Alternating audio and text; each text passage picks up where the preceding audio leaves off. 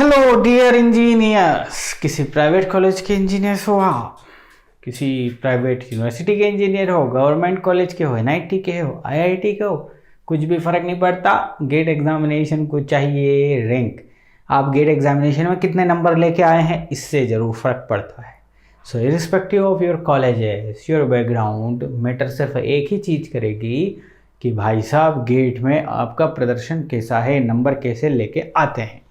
ठीक है, छोटे से छोटे कॉलेज का भी बच्चा हो पीएसयू में पहुंच सकता है या आईआईटी से एमटेक कर सकता है, ये बात तो क्लियर है। लेकिन सारी चीजें डिपेंड है भाई साहब गेट एग्जामिनेशन में। आज का सेशन स्टार्ट करते हैं। उम्मीद करता हूं कि ये क्वेश्चंस की जर्नी में आपको बहुत कुछ सीखने को मिल रहा होगा, और सबसे ज्यादा उम्मीद तो मुझे इस बात की है कि क्वेश्चन आप खुद से लगा रहे होंगे स्क्रीन को पॉज करके।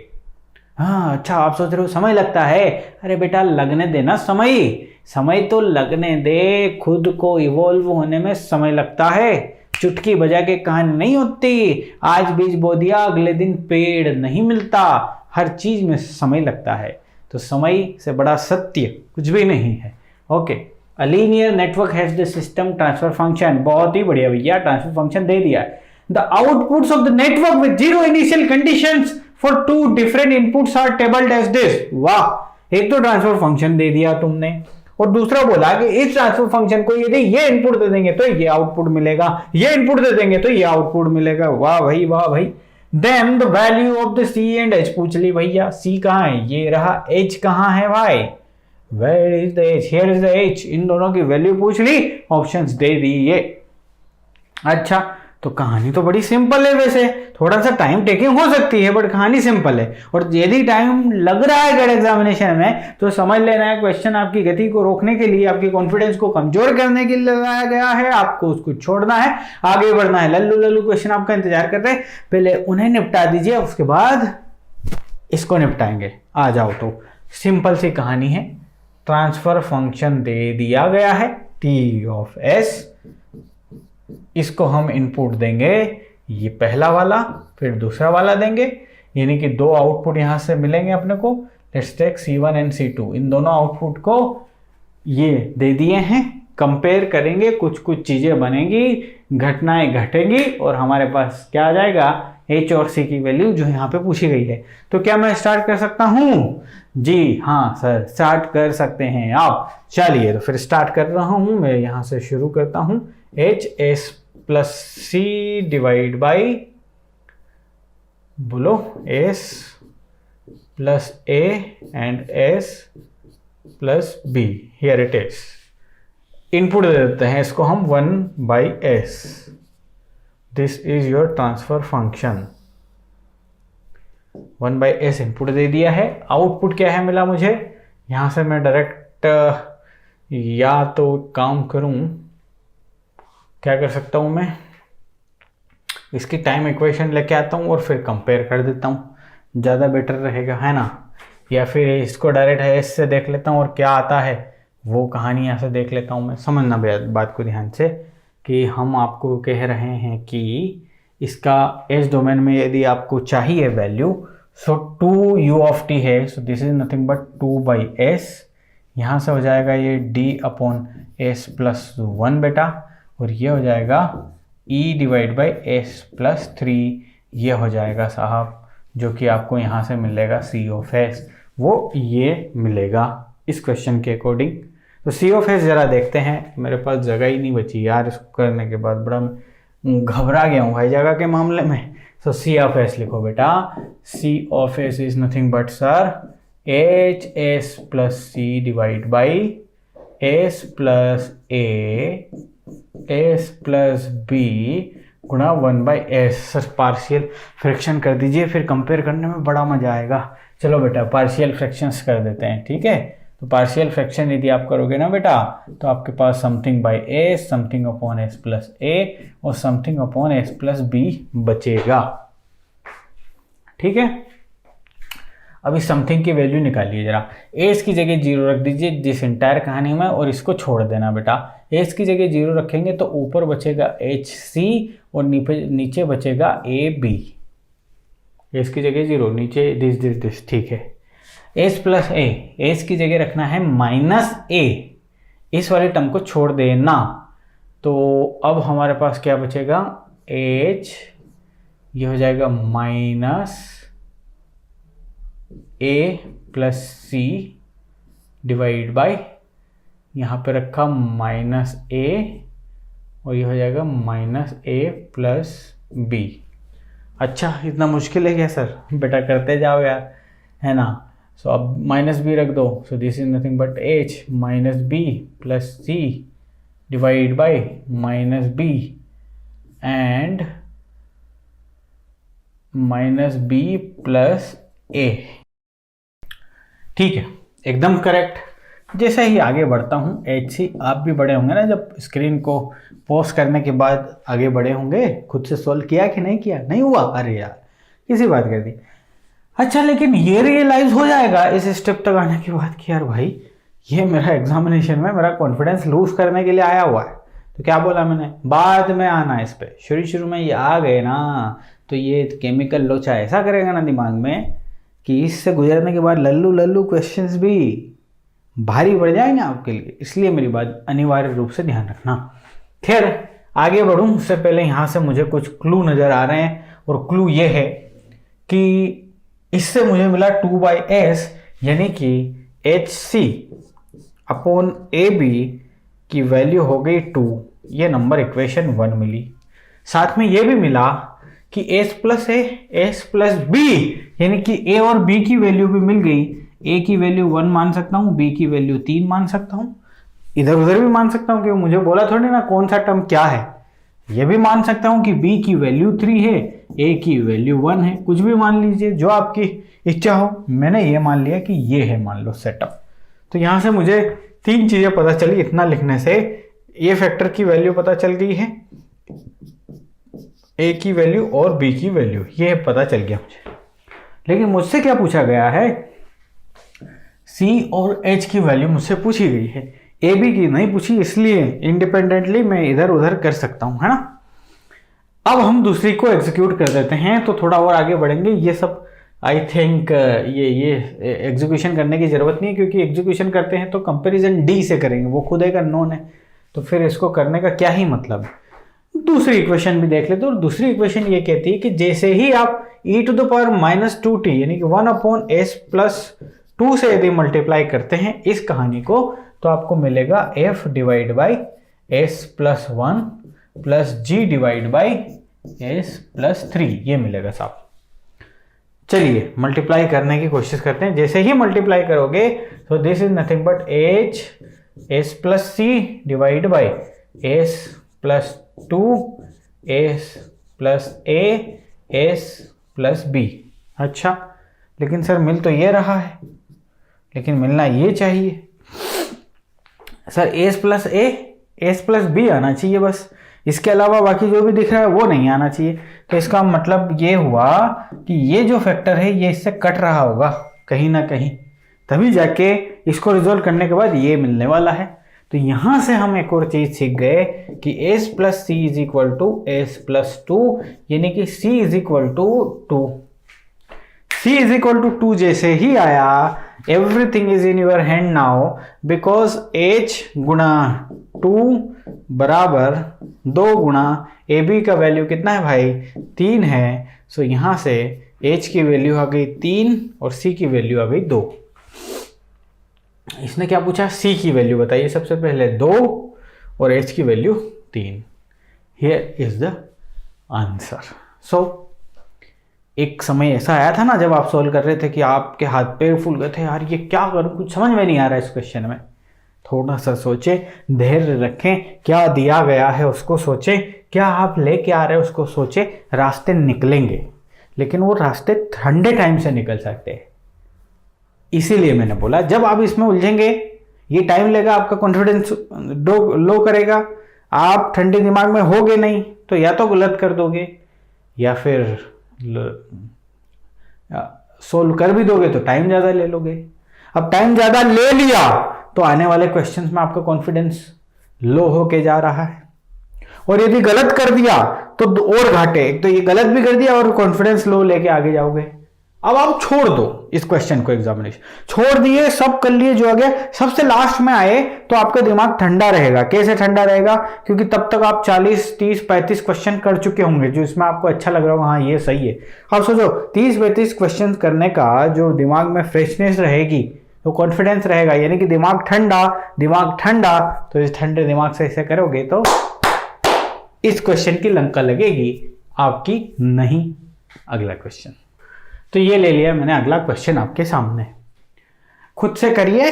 करने के बाद इधर आइए, द टाइप ऑफ, सर एक चीज आपसे हम जीवन में जरूर सीखेंगे कि कंट्रोल सिस्टम सीखें ना सीखें, कि सर चीजें पढ़ेंगे आसान से, बेटा कंट्रोल सिस्टम सिखाने के लिए मैं यहाँ हूं, तो कंट्रोल सिस्टम को पढ़ना भी सही और अच्छे से सीखना भी सही। सर क्वेश्चन को आराम से पढ़ेंगे। The type of the given unit, type पूछा है आपसे, of given unit feedback system whose open loop transfer function is given by this.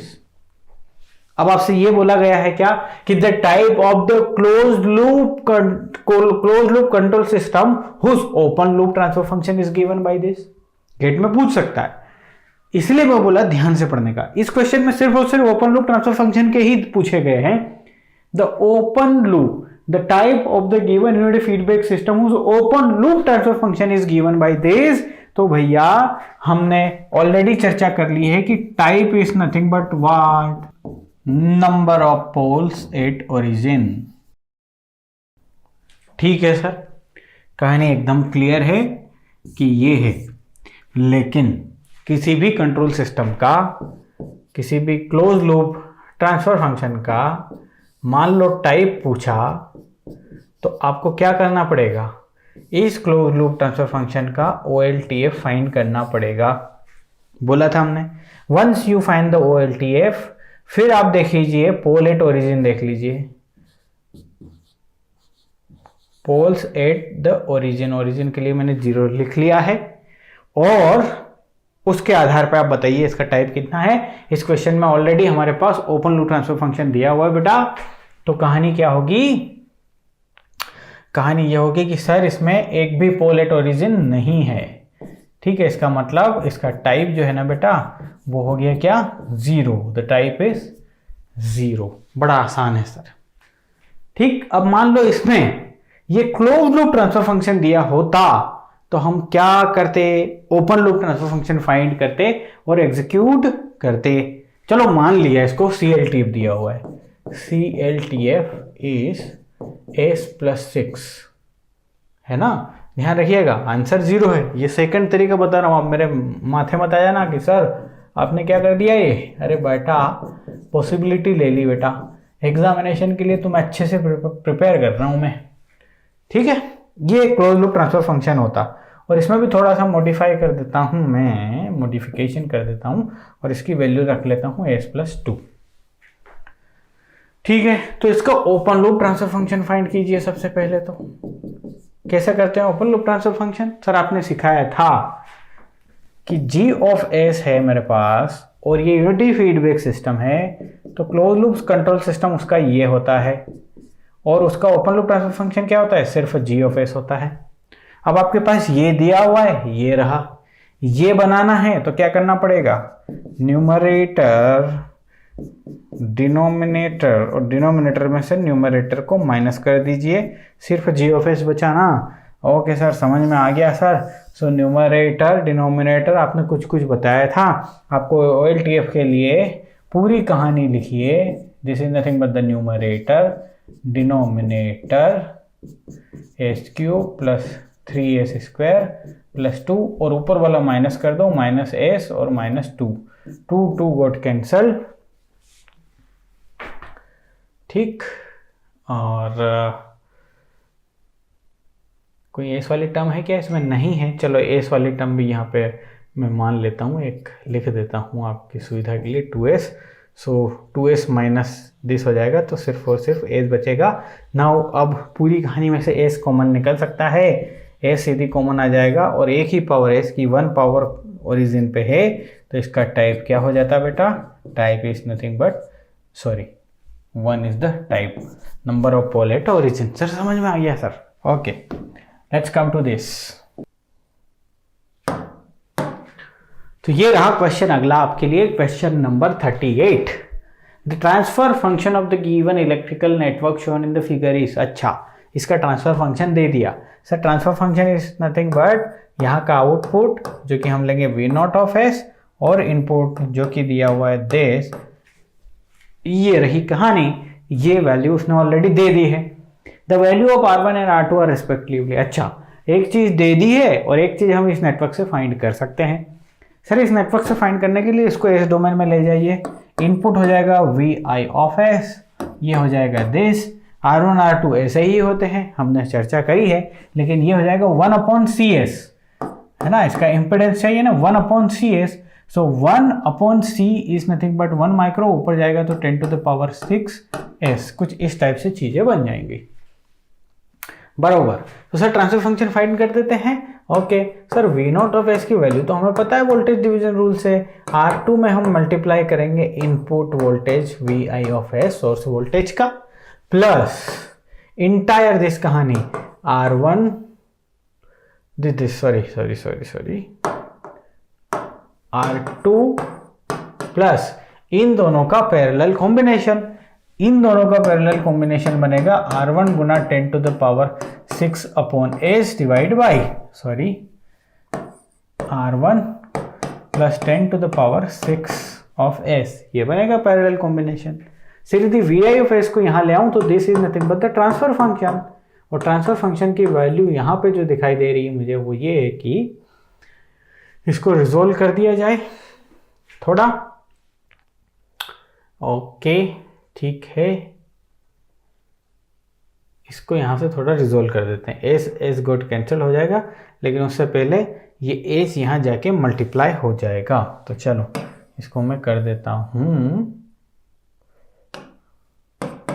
R1S plus 10⁶, और S और ये S दोनों एक दूसरे को उड़ा देंगे, है ना।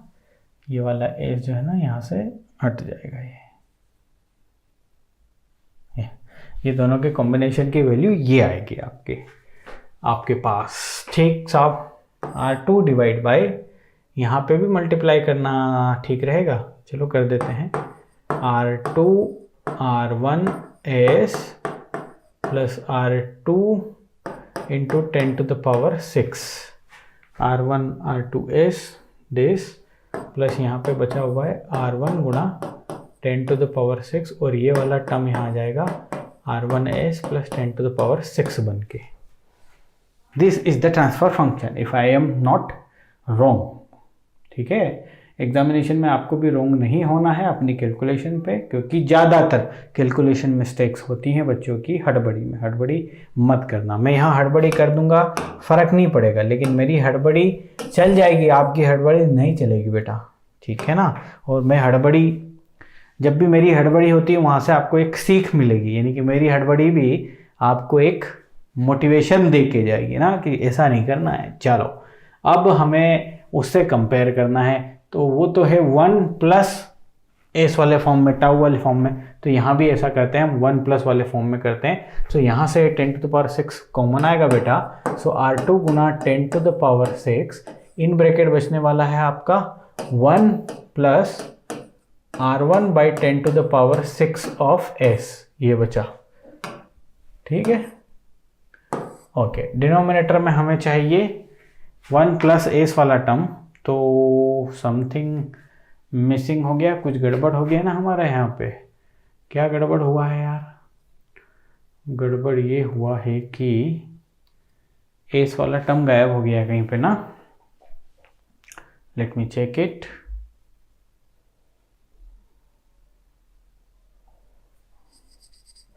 चलो इफ एवरीथिंग इज करेक्ट मान लेता हूँ, तो यहाँ से मुझे 10⁶ कॉमन आ जाएगा, R1 प्लस R2 भी आ जाएगा, और इन ब्रैकेट इसमें बचने वाला है, यहाँ पे तो 1 आ जाएगा, plus R1 R2 divide by R1 plus R2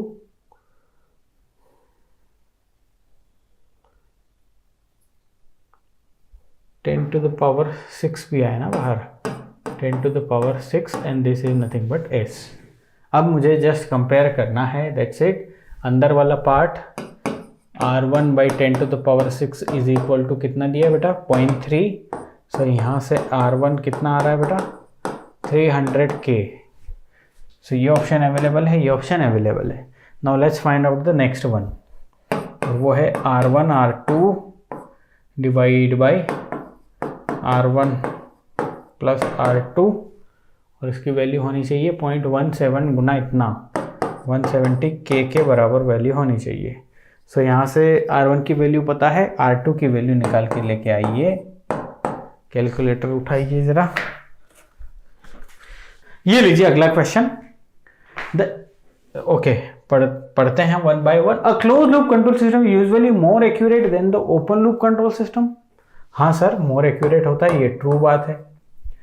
feedback is sometime used to improve the sensitivity of the control system. हाँ सर, फीडबैक ने सेंसिटिविटी बढ़ाई थी, देख लिया। If an open loop system is unstable, applying feedback will always improve its stability. हाँ, हमने देखा था कि जब फीडबैक अप्लाई कर रहे हो तो जो पोल है वो अवे फ्रॉम द ओरिजिन जा रहा था। अवे फ्रॉम द ओरिजिन जाना मतलब मोर स्टेबल करना, ये भी हमने देखा था। तो ये स्टेटमेंट भी करेक्ट स्टेटमेंट है। Which one of the above statements are incorrect? Incorrect पूछा है, इनकरेक्ट पूछा है मतलब प्राइमा फेसी पे सब ट्रू आया, वो इनकरेक्ट पूछ रहा है। एक बार और सावधानी से पढ़ लें। A closed loop control system usually more accurate, बिल्कुल सही है। Feedback is sometimes used to improve the sensitivity of, ये भी सही है। If an open loop system is unstable, applying feedback will always improve its stability। हाँ भाई, हमने देखा था कि नेगेटिव फीडबैक जब अप्लाई करते हैं, देखो कुछ भी नहीं दिया है फीडबैक मतलब नेगेटिव फीडबैक। नेगेटिव फीडबैक हमने लिया था एक पर्टिकुलर सिस्टम के लिए, तो पोल अवे फ्रॉम द ओरिजिन जा रहा था और पॉजिटिव फीडबैक में टू द ओरिजिन जा रहा था। तो पॉजिटिव फीडबैक सिस्टम को अनस्टेबल बना रहा था और नेगेटिव फीडबैक स्टेबल बना रहा था। तो इसका मतलब इसका आंसर होना चाहिए नन। इससे आगे का अगली क्लास में एग्जीक्यूशन करेंगे।